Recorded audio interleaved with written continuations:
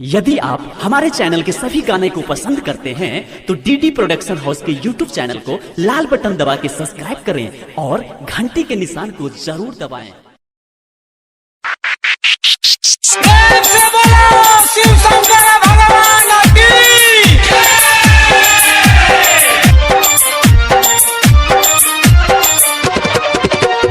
DJ Manish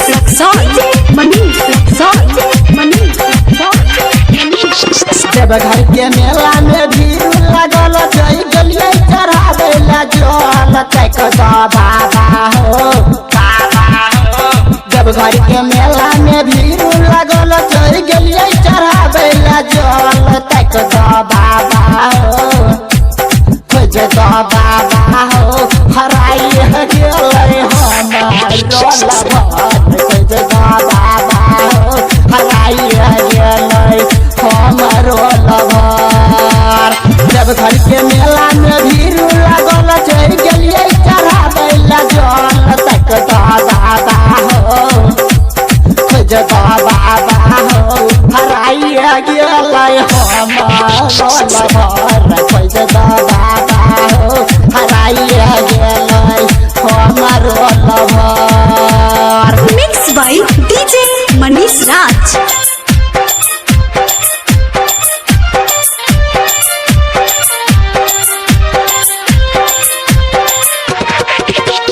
DJ Manish Raxaul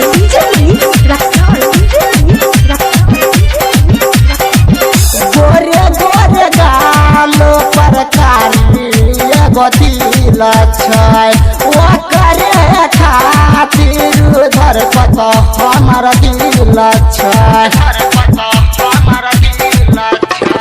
गोरे गोरे गालो पर कालिया गोतिल छै ओकरे खातिर धर पत हमर दिल छै।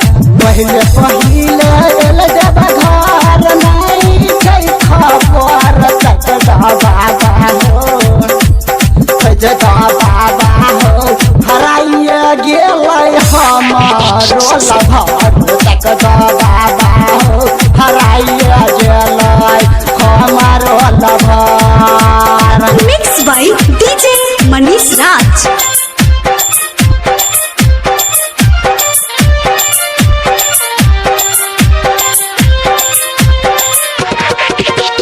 डीजे मनीष रक्सौल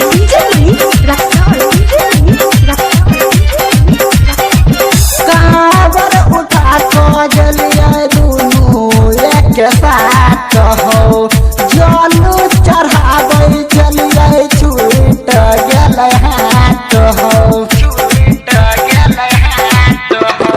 काबर उठा को जलिए दुनू के साथ हो जलू चढ़ावे चलिए छूट गेलै हाथ हो।